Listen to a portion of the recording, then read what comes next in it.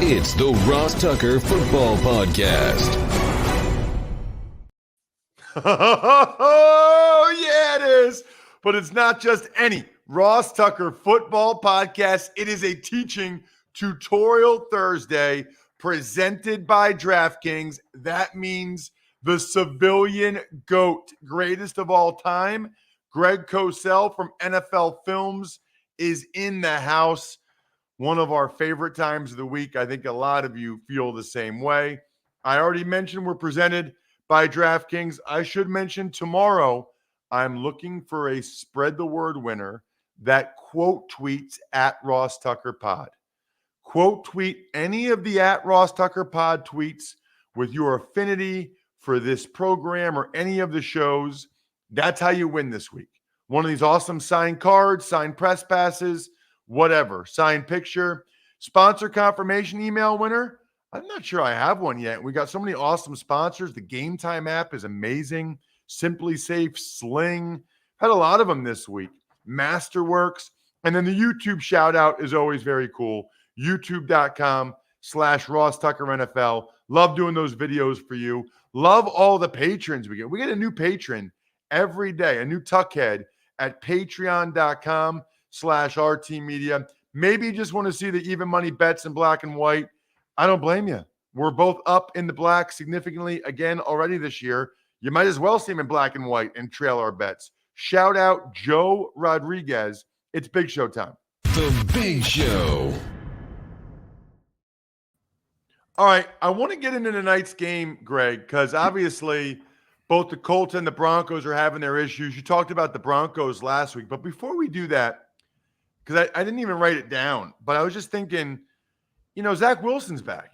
Yeah. And he played a full game, and I know Jets fans are going to say, Ross, you should have asked about Zach Wilson. You should have asked about Zach Wilson, because obviously they're excited with what he did in the second half of that game. So do what you do, Greg. What did you see from Zach Wilson in this game? Because it didn't look like it was real good in the first half, and in the second half it looked like there was some good stuff. Yeah, Zach Wilson is an interesting evaluation, Ross, because he's fundamentally unsound. He's a little reckless. He's a little undisciplined, but he's got a really live, loose arm and can make big-time throws. So you see wow throws, and he made one in the first half to Moore on a deep out, which was a big-time throw. He made a few in the second half.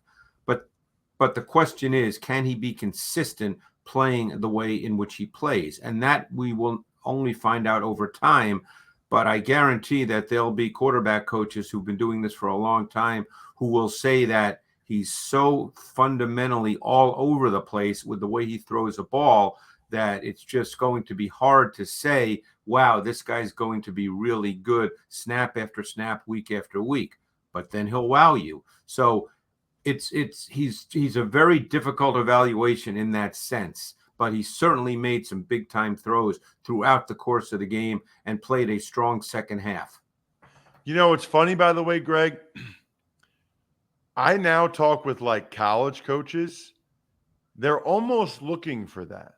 They're almost looking for the guy that can throw the off-platform stuff or the stuff on the move or second reaction plays, and they think that they can teach them the other side. Now, that's a little different because they're talking about high school kids that they want for college. I had a college coach tell me, man, he was running all over the place. He was making these off-platform throws, the stuff I can't teach. I can teach him all the other stuff, which I thought was interesting. It's funny you say that because, and this is a conversation maybe we can have after the season when we start talking about the college quarterbacks and the evaluations. But there's a sense now that if a guy can make special plays, and Wilson may be one of those guys, the sample size isn't large enough to say one way or the other just yet. But if a quarterback can make special plays, you're good with that and you live with the other stuff. Now, old school quarterback coaches who've been in the NFL for a long time probably would not take that approach, as you know, Ross. They want to teach the guy how to play quarterback the right way, snap after snap after snap. But the game in the minds of many has become kind of an individual play game. And if your quarterback can make those special plays, you take it. Yeah, I don't know how you coach around that, but I don't yes. either. That's a tough deal. It's a tough deal. Yeah. All right, let's get to Thursday Night Football. Colts and Broncos. What is going on with the Colts, Greg? Yeah, the Colts are certainly having some issues on offense, and Jonathan Taylor will not play this evening, so they'll have Naheem Hines, I'm sure, will bear the brunt of it, and which he can do for a game or two, because they're not going to give up on the run game. They're not good enough in the pass game because of the O-line that they can't ask Matt Ryan by choice to drop back 45 times. So they will have to attempt to run the ball. I think they finally have their three receivers with the wide receivers that they want out there with Pittman, Pierce, and Campbell. All big. Campbell and Pierce can run. Pittman's really solid. They play two tight ends and use them very effectively. So there's pieces there, Ross. It hasn't quite come together over the course of a full game because they've had offensive line issues in protection. And clearly Matt Ryan is a quarterback that needs space. He certainly needs room in front of him because he's a strider. He's always been that kind of quarterback. So it's really, if he can be protected, I think they probably feel that they have weapons to attack any defense. Let's move on to a team and a game I think is really interesting, and that is the Falcons and the Bucks. I don't know if you watched the whole Bucks-Chiefs game. Obviously Mahomes was fantastic, but I was really taken aback by how eviscerated the Bucks defense got. I thought they were one of the best units in the league until that game. Yeah, and they probably are. And obviously the Falcons don't bring anything like what the Chiefs do. So my guess is, knowing Todd Bowles, that this week will have been a pretty intense week of practice, and they will play well this week against a team that does not have a lot of weapons and is missing Cordero Patterson. So, a team that wants to run the football. They play a lot out of base personnel because of Pitts. Pitts is essentially a receiver, but he's listed as a tight end. So therefore, they play a ton out of 12 personnel, very few snaps out of 11 personnel with 3 wide receivers relative to the rest of the league. The question is, how will they move the ball with any kind of consistency? I assume the rookie Tyler Algier will get the brunt of the run game carries, but we'll see how that plays out. But I would expect the Bucs defense to bounce back, and I would think the Falcons, coming off not really a strong offensive game last week, that I would bet they will struggle to move the ball with any consistency. Interesting. Any thoughts on the other side of the ball there? You mean the Bucs O and the Falcons D? Yeah. It was nice for Brady to get his guys back. Yeah, and I think he started to show some flashes last week, and I think that is a work in progress, but I would expect that to be better. The concern always is their O-line is still a work in progress. I'm not sure that the Falcons present the kind of pass rush that can really cause problems, although Dean Pease, their defensive coordinator, has been doing this a long time. He's really good showing pressures, backing out, disguising looks, a lot of late movement. He's very good at those kinds of things. Now, Brady, of course, has seen everything, but that doesn't mean Dean Pease won't attempt to do those things. You have to. All right. Very interested in the Eagles and the Cardinals. And I want to start with the Cardinals, Greg. When I watch them, Greg, I swear to you, it looks like Kyler Murray's in shotgun. He gets the ball, kind of looks around to see if anybody's open. If they're not, he kind of runs around a little bit and then tries to throw it. I just don't see a lot of rhythm to what they're doing. It almost looks like it's schoolyard. And I don't know if that's what Kingsbury's doing or if that's just Kyler Murray. But I've watched a lot of the Cardinals' first 4 games, and they are like brutal to watch on offense. Yeah, it's funny you say that. If I said to you, what are the Cardinals on offense, I'm not sure you could give a really foundational answer, could you? I don't feel I could. I just told you what they are. Yeah. They're Kyler drop back pass. Yeah. And the O-line's not very good. and the receivers don't get a lot of freedom or a lot of space. And he just kind of waits. And then sometimes he runs around. Sometimes he runs for like 5 yards. It honestly looks like my buddies and I at recess in 6th grade sometimes. Well, the thing is the result of all of this, and you're far more right than wrong, Ross, in how you explained it, because I struggle with figuring out what they are and what they want to be. But the result of this has been a really alarming lack of any explosive plays in the pass game, either within the structure of the offense or with Murray making those kinds of plays. Because, see, we've become kind of so used to seeing quarterbacks now make these second reaction outside of structure plays that I think a lot of people just assume these things are going to just happen every single week. And they're random plays. Now, there are quarterbacks that can make them more often than others. The Mahomes, Josh Allen, Murray would certainly fit into that category. But it's no given that those plays happen.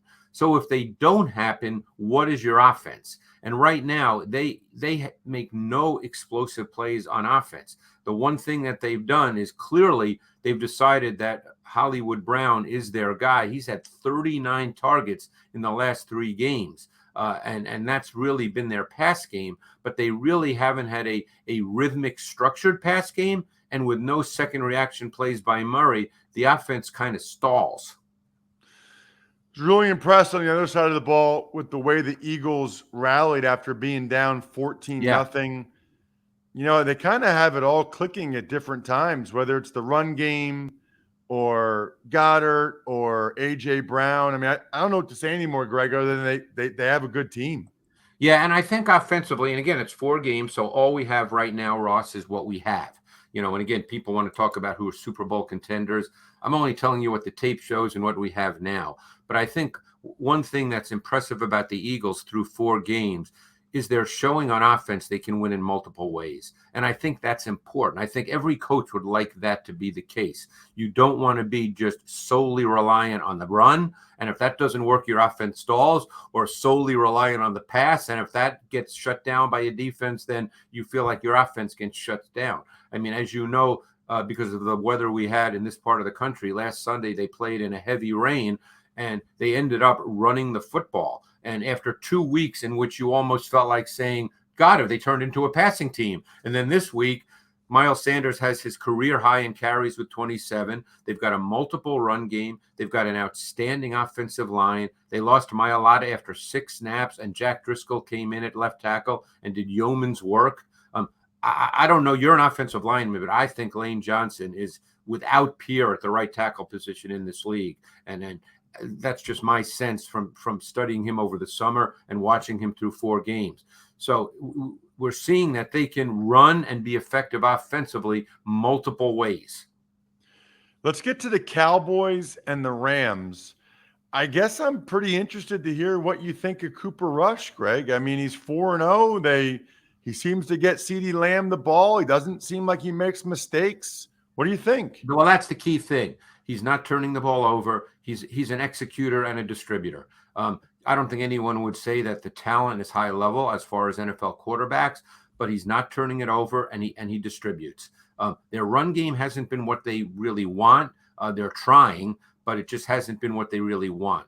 To me, Ross, if I could, I think the other side of the ball is the more fascinating matchup, because the Rams' O-line has been a bit of a struggle.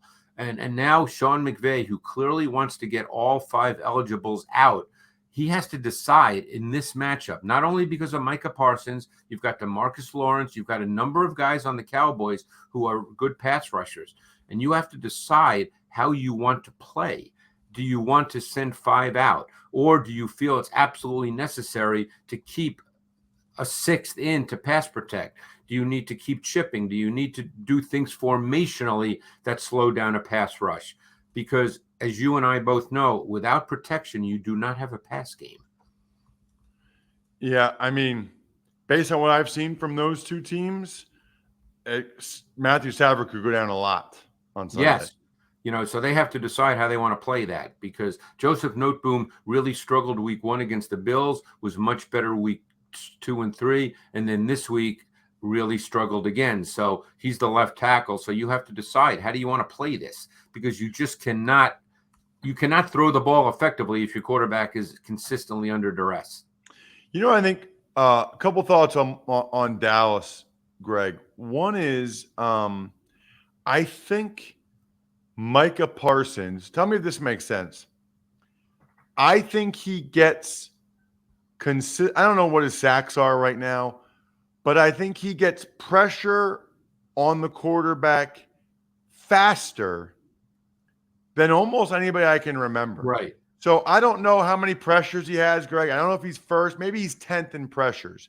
But my point is, when he gets a pressure, Greg, it's like less than 2 seconds. Like No, it is a quick. He wins early. It is a quick pressure, he's an which is explosive really athlete. important. Not all pressures are created equal. No, you're 100% right, by the way. And really, that's how you judge and evaluate pass rushers even when they're coming out of college. It's wonderful to see guys who make sort of second reaction sacks, that can redirect, that can make secondary sacks. Obviously, all that's good stuff. But really, the evaluation for a pass rusher is what he can do in the first 2-3 steps and the first 1.5 seconds. That's really how you want to evaluate pass rushers, and Parsons is outstanding in that way, just as you said, Ross. I also think it's interesting, the discussion of keep him in at one spot and just let him or moving around, because then they'll do other stuff where they like have him off the ball. They'll have him. They still do blitz in that. the center guard. At times, when they have him blitzing in the middle, it's like he just gets caught up in the wash. And part of me is like, what are you doing? Like, you've got this rare athlete that you're having trying to get through this interior trio there, and there's just too many bodies, too many people. But then every once in a while it works. So I don't know. Yeah, but keep in mind, too, that DeMarcus Lawrence is a really good player on the other side. And he's a very savvy veteran pass rusher who knows how to work tackles, knows how to set up chips and beat chip blocks. I mean, DeMarcus Lawrence is a really good pass rusher as well. So it's not just Micah Parsons. Bengals, Ravens, Sunday night. I'll be there. I'm calling the game for Westwood 1. I'm excited about it. And I like when you help me with my preparation, Greg. So what interests you in this one? What will you be watching? Yeah, this is an intriguing game. I mean, I think we've talked, of course, a lot about Lamar Jackson. We know you've got to defend him, and you have to defend the run. Now Lamar Jackson, has thrown the ball better this year, but unfortunately, he missed what should have been a pitch and catch touchdown on the Poyer interception. It was a beautifully designed play in the red zone on 4th down, and I think it was Duvernay was wide open within the structure of the route design, and only Lamar could tell you why he didn't throw it. I can't tell you that. And then, of course, he just kept drifting back. But you know what you have to defend when you play the Ravens. You have to defend the design runs by Lamar. You have to defend the outside of structure second reaction runs, and you have to defend Mark Andrews. And, when I watch their tape, and again, these defensive coordinators are a lot smarter than I am, no question. But I always wonder when I watch the Ravens why teams don't present specialized coverages for Andrews situationally. Because I watch other teams, I watch teams do things with Devontae Adams. I watch teams do things with Kelsey. I watch defenses do a lot of these things, and I just don't see those things done with Andrews. Now, maybe it's the Lamar factor. Maybe you don't want to allocate another body because you feel like you need that body for Lamar. That could well be the case. But it's clear that Andrews is the player that he wants to throw the ball to. This is a team that rarely plays with 3 wide receivers. Yeah, I think it is what you just said, Greg. That's my opinion, is that if you want to have enough bodies for the run game, it's hard to double Andrews. Although there's some times where it's 3rd and long and they still throw it to Andrews, that maybe you could have another body for him. What about the Raiders and the Chiefs Monday night? Yeah, I think, what struck me about the Raiders, and it didn't surprise me, but it was interesting, is they were 0-3 going into their last game. And Josh McDaniels has been doing this for a long time. Obviously, has been with Bill Belichick for years and years. And what do most teams do, Ross, when they're struggling a bit and they want to get back on track? What do they do to gain stability? They try to run the ball and be physical. Most teams, when they're trying to gain stability with their offense, don't say, let's just toss it all around the yard. They say, let's line up. Let's try to be physical. Let our offensive linemen come off the ball, feel good. You know this, you're an O-lineman. O-lineman would much rather fire off the ball and hit someone than retreat and wait to get hit. So, I think that's how they got their offense stabilized, ideally back on track. And we'll see where they go from here. But, Josh Jacobs is a talented back who's fought injuries the last number of years, but he certainly is a back that can carry 20 times a game. So I'll be real curious if that's their approach. And conversely, I think the Chiefs have actually run the ball very effectively. They're not a volume running team. They won't be a volume running team for obvious reasons. But I think they've run it enough and they've been effective running it. So, and I think that's important. Look, at some point in this league, you do have to run the ball. The discussion of whether you need a big time back, that's a different discussion. Many would say no, don't draft a back in the first round, yada, yada, yada. But the point is, at some point in this league, you do have to line up and run the ball with some volume and some production. And the Chiefs are doing that. Greg, always appreciate the time. Fantastic work. Thank you so much. Thanks, Ross. Appreciate it. You know what else I'm appreciating these days? The Game Time app. This thing is amazing. Now, this is cool because I talk to you guys about it every day. I've been watching the price of the Sunday night game that I'm going to be calling for Westwood One. I've been watching it drop on the Game Time app every day. Now it's $79, and it's Thursday morning, 7:40 a.m. So think about what it'll be Friday, Saturday, Sunday. You're going to be able to get into the Bengals-Ravens Sunday night football, huge AFC North matchup at a really low price. So make sure you do what I did. Download the Game Time app, create an account, and then redeem the code Ross to get $20 off your first purchase. Again, that's Ross for $20 off your first purchase. They even have tickets right now for Bruce Springsteen, April 7th. You can already get tickets for April 7th to Bruce Springsteen.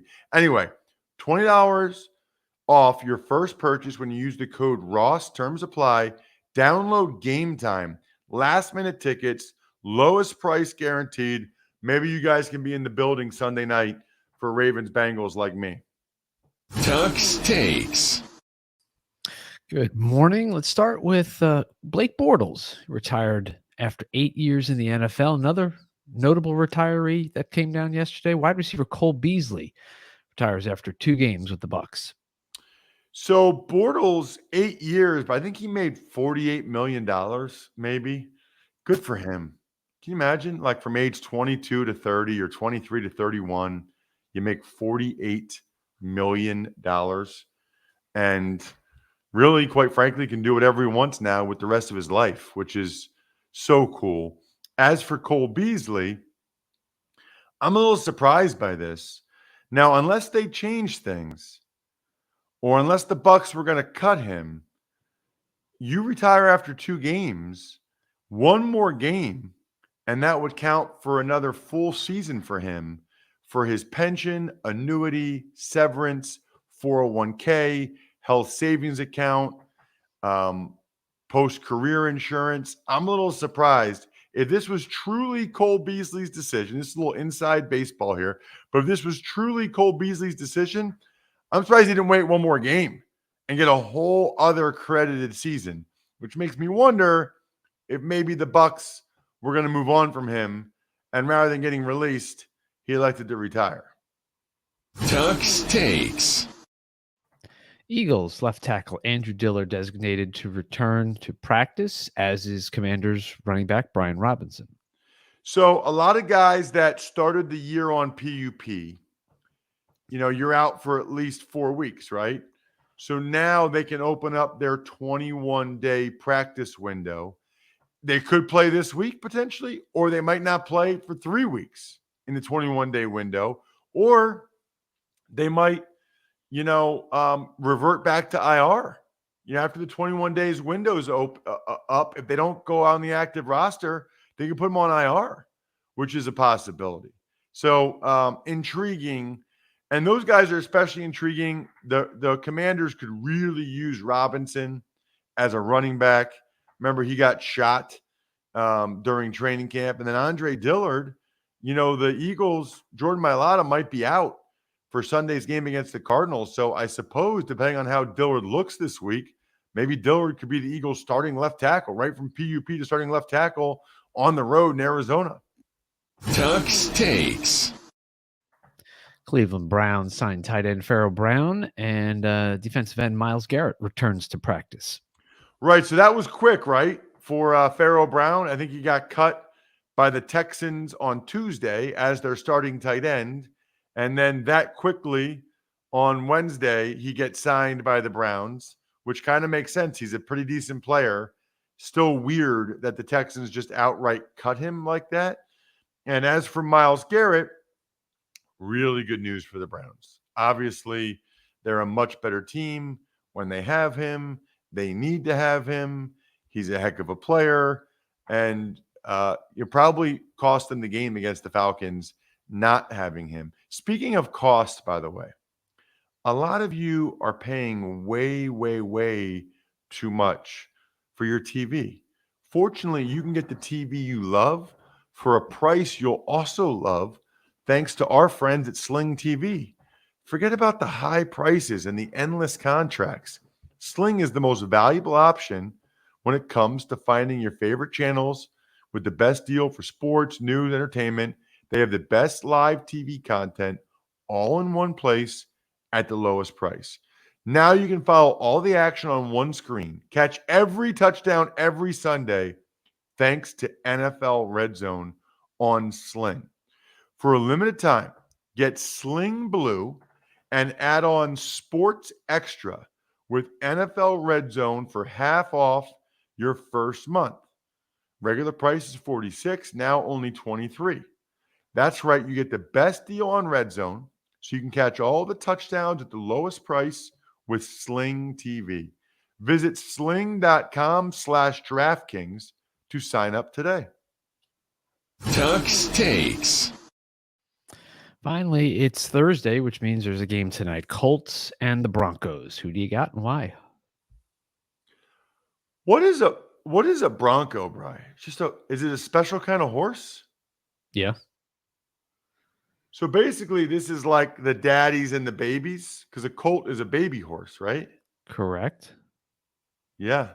So it was kind of a toss-up for me on which team to go with, but that's I'm going to go with the Broncos. Number one, they're playing at home. Number two, they are literally the Colts' daddy. Literally. You heard it here first. This is the kind of insight you don't get anywhere else. Look, I think the Colts left tackle is a disaster. This game could go either way. It's why I kind of like the Colts getting the 3.5 points.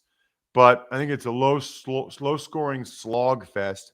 I'll go 20-17 Broncos is sort of my best guess. And I also think my best guess, if you want people to know about your business, I don't even think we have very many spots. We might have one more spot left to be, and I think we're done here, member, at patreon.com/RTmedia and get a shout out for your business at the end of every show, like backofficescheduler.com, Vision Comics with an X, Evergreen Economics, go-bangles.com, steakhousesports.com, humanheadnyc.com, Sporticulture, Pizza Boy Brewing, and the single best gift you can get anyone, especially for the holidays, which will be here before you know it, myfrontpagestory.com. Enjoy the game tonight. I'll give you my picks for every other game tomorrow, as well as let you know what you missed or what you need to know from Thursday Night Football on tomorrow's Ross Tucker Football Podcast. I think we're done here. Thanks for listening to the Ross Tucker Football Podcast. Make sure to also subscribe to the Fantasy Feast, Even Money, Business of Sports, and College Draft. All available at Apple Podcasts, rosstucker.com, or wherever podcasts can be found.